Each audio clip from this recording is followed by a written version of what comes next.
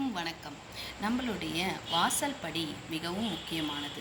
நிறைய பேர் கேட்டிருந்தீங்க வாசல் படியை எப்படி அழகாக வச்சுக்கலான்னு சொல்லிட்டு.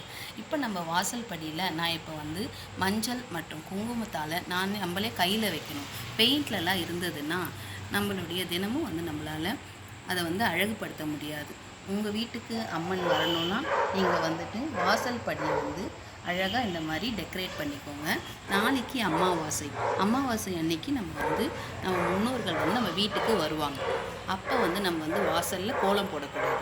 மஞ்சள் வந்து நல்ல கிருமியெல்லாம் உள்ளே வராமல் காக்கும். அதனால் மஞ்சள் போட்டுக்கும். அது மட்டும் இல்லாமல் அம்மன் உள்ளே வரும்போது அதனுடைய கால் தடமும் உங்களுக்கு தெரியும். அதனால் நம்ம வந்து வாசல் படியில் மஞ்சள் இந்த மாதிரி தடவி அழகாக பொட்டு வைக்கணும். இப்போ நீங்கள் வைக்கும்போது உங்களுக்கு வந்து செல்வம் வந்து நிறைய குவிக்கும்.